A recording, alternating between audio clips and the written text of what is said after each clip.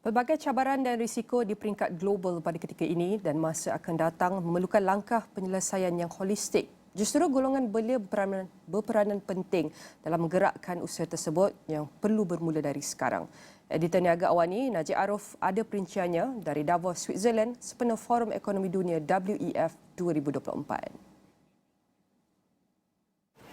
Di World Economic Forum 2024 ini sudah pasti kita melihat juga kepada suara golongan-golongan muda YGL sebagai contoh yang global leaders ini memberikan tumpuan dan juga pengkhususan dan juga diskusi mendalam dalam isu-isu yang mendesak dunia pada ketika ini. Bagaimana kita melihat isu-isu ini termasuk juga keusahawanan di kalangan belia dan juga anak-anak muda ini, kerana pada akhirnya mereka yang akan berdepan dengan risiko yang digariskan oleh World Economic Forum untuk 10 tahun mendatang. Itu yang ingin saya bincangkan pada jam ini untuk segmen Niaga AWANI ini. Saya nak membawakan seorang anak muda juga, iaitu Rayhaan Surve yang merupakan Director South Africa for Sekunjalo Group. Rayhaan, thank you so much for joining us this morning.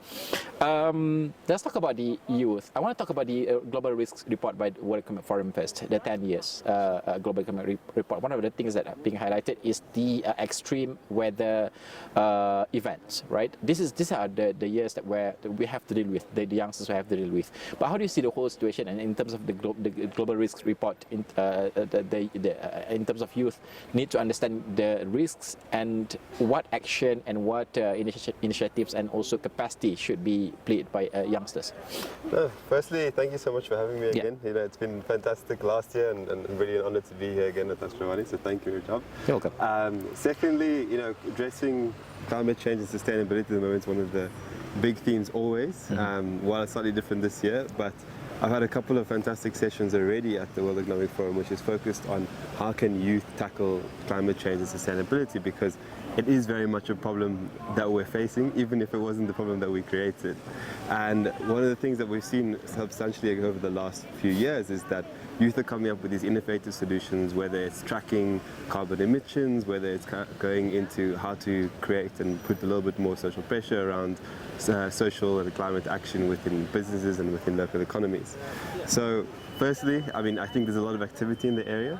And secondly, I think that the youth are driving a lot of that change because they realize that it's the most important for them to be doing, since we're very much subject to the problems that might be faced. Yeah. That is very important because right here in World Economic Forum, the discussion between the youth and also the young global under the YGL, young global leaders, and also those in power, where we should combine all these views and also initiatives and also thoughts. But how do you see in terms of, because the innovation is basically more robust among youngsters. When we talk about AI, they know more rather than all these policymakers, for instance, right? But how do you see in terms of innovation and the discussions of the youngsters should be taken seriously, or have been taken seriously by the power that be from respective countries and also regions, and also making it into policy that govern the industries? No, absolutely. It's a fantastic question, because I think one of the biggest challenges is bridging that gap between the generations. And what often happens is that the youth, you know, we talk to everyone and everyone understands everything very well. We're on top of the latest technologies. Everyone's always on TikTok and going onto the different platforms and really discussing AI, and it's very advanced. But when we take that discussion to other generations, and there's sometimes some difficulty understanding, which can make the conversation quite difficult.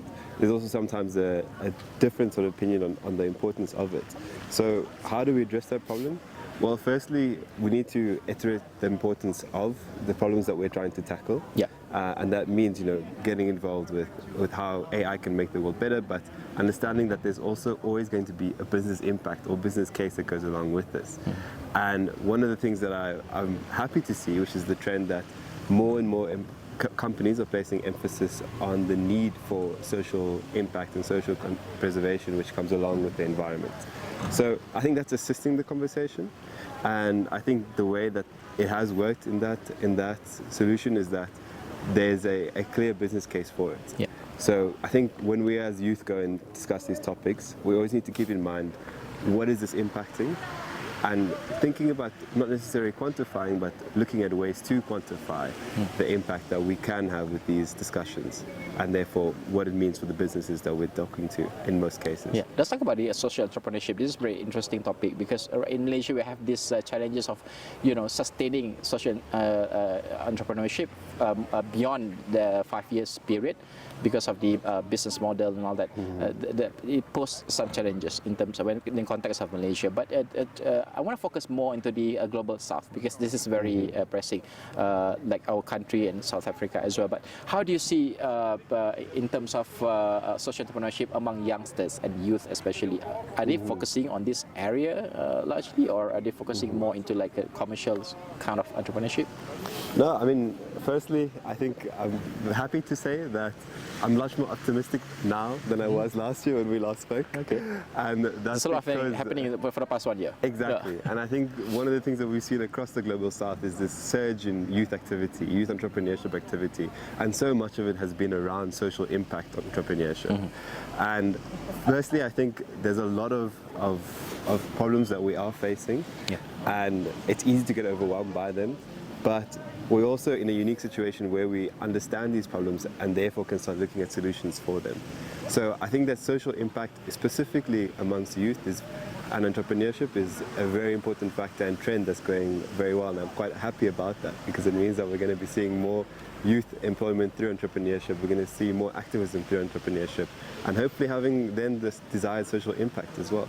Let's talk about the challenge of social entrepreneurship. One of the biggest challenge, not just for social entrepreneurship, but all the businesses in that sense, is the financing, of course. But for youngsters now, there are a lot of avenues for financing. We have the alternative financing, P2P financing, also crowdfunding solutions as well. But how do you see all this alternative financing play a greater role in terms of empowering youth to enter into social entrepreneurship?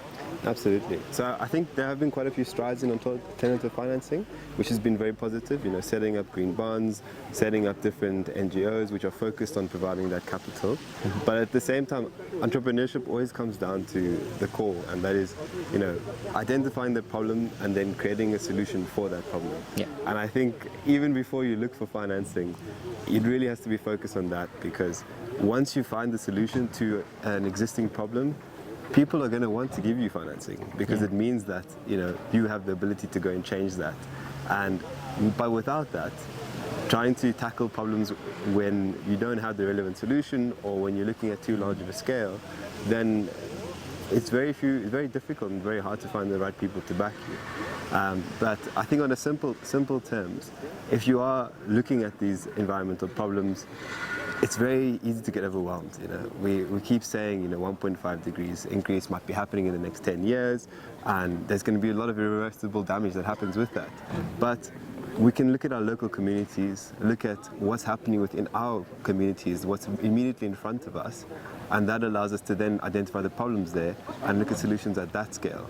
There's, in being an entrepreneur, specifically being a social impact entrepreneur, doesn't mean finding the best way to create world green energy. Yeah. It can be something so simple as just identifying how to reduce waste in your community, how to look at alternative methods within the surrounding areas. And I think that's something that's often overlooked, and that is actually sometimes the core of what it means to be a youth entrepreneur.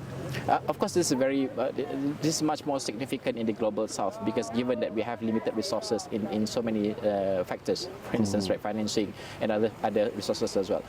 How do you see that in terms of the solutions, the ideation of the social entrepreneurship from the global south? Do you think that what's the state of idea in terms of social entrepreneurship in the global south, and also how do the alternative financing or the conventional financing really understand the ideas and also supporting them? Yeah, no, another fantastic question. I think that in terms of the global south specifically, it means that we're dealing with a much different infrastructure and a much different financing environment and entrepreneurial environment in general. But we're still going back to, let's identify the problem and the solution. And what that means within this context is that there's a lot of activity that and again, another reason why I'm very happy is that there's a lot of activity around this. And you know, again, if we look at what we see in South Africa as some of the problems that we're facing, you know, we sometimes we're dealing with electricity crisis where we need to be focusing on green energy. We also have occasionally water crises as well, where we need to focus on access to water, and a lot of these challenges are being met with local solutions. And so I'm feeling very positive about that.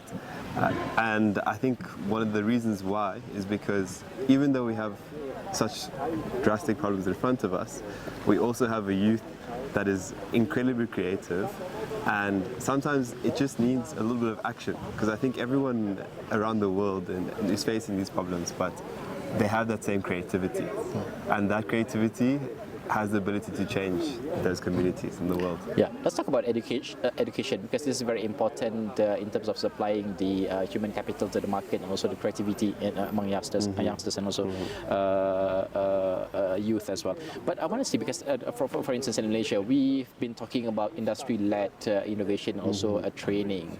This happened a lot in Germany and also advanced countries, but for Global South, this is something that we're still figuring out in that sense. So how do you see, in terms of, maybe you can share some of experience in South Africa in terms of industry-led innovation and also training for our youth as compared to, you know, just send them off to university, and also the mismatch that's happening between university education and also the industry, what industry has to offer. No, absolutely. And yeah, I'm very glad that you asked this, because I think education is the underpinning of the whole system. And exactly in terms of the developing markets, we don't see as much private education interaction as we do in the north, let's say. And the one thing that has changed, of course, is how that education has been delivered and the importance of the different skills that need to be acquired. And one of those areas is that universities are now being encouraged to engage with industry. And I think that's a very positive sign, because it means that courses are and curriculum are becoming much more relevant to the youth and to the future demands. But at the same time, we're also seeing the rise of these micro courses and micro learning, as well as lifelong learning, which is then enabling youth to identify the right skills, maybe not necessarily needing to go to university, but can go straight into industry based on the skills that develop. So I think that's very positive, because access to learning has increased quite a lot in the last few years with digital learning, and it also means that there's a much more easier undertaking to identify the right opportunities, you know, whether it means getting a short course qualification within data learning, data science, or whether it means getting, you know, some more specific skills that then can be applied there to industry. Yeah. Additionally, on the other side as well, I mean, there's a big advancement in vocational learning, and of course that's always going to be important, and I think there's another role to play in both educational institutions in providing that vocational practice, and it shouldn't be overlooked either. And I think often what comes out of both those vocational institutions and the universities is you get these students who have the ability to also become entrepreneurs, because they go into these areas in different fields. But again, sometimes you need that little push or the little supporting environment, which we obviously hope to provide through South Africa and, of course, I'd imagine in Malaysia. Yeah, let's talk about the final questions. Let's talk about the collaboration between the Global North and the Global South, in terms of, because in Global North there are a lot of skills. However, in Global South we have the opportunity, the future opportunities for new industries and all that. But how do you see that we should collaborate? Maybe we have the collaboration, but enhance further in terms of collaboration, especially from the youth segment, and getting the right talent into our region, for instance. And then then we do the technological transfer and also the expertise transfer and all that. But how do you see the collaboration happening right now, and what more can be done?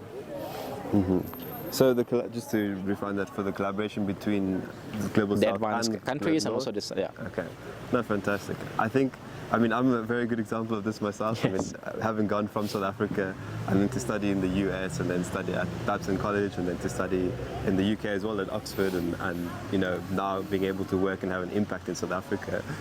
I think that's an incredible way of developing skills and being exposed to the right network and communities and environment overseas, and bringing that back to your country to be able to then help the people around you. And I'm so grateful for that experience. I think it's taught me so much, and I really encourage everyone to be able to do those international experiences. I know that not everyone will be able to go and study and do 4 years degree overseas, but simply having those exchanges, whether we have them at, for example, the University of Cape Town to go and do an exchange overseas, or even if there is the opportunity to go and attend some conferences or do small short courses, I think those are invaluable experiences and encourage the collaboration.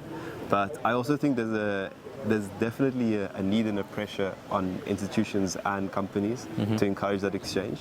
So, for instance, within institutions, there's definitely a need for them to be bringing in professionals, bringing in students from overseas as well, to be exposed to that environment, so that they can also bring the different culture, the different learnings to the students in our relevant countries. All right. And then on the company side, I think we should always be looking at cross-border collaboration, because it's so important to realize that we go through the same problems regardless of where we are in the world. Yes. And we can share in the solutions and the entrepreneurship, creativity through that as well. All right. Rayhaan, thank you so much for joining us on Niaga AWANI. Really appreciate and enjoy your time in Davos. You have a lot of sessions after this for the next few days. Thank you so much, Rayhaan. Thank you. Okay. Itu antara tumpuan kepada golongan muda di sini, dan juga yang seperti Rayhaan sebutkan tadi, pertembungan itu harus wujud. Maksudnya idea di golongan muda dan juga golongan-golongan yang mempunyai memegang power, kuasa dan sebagainya harus dicantumkan, dan solusi itu harus dijalankan, execution-nya. Okey, sekian saja laporan saya. Banyak lagi laporan saya akan bawakan di masa ke masa.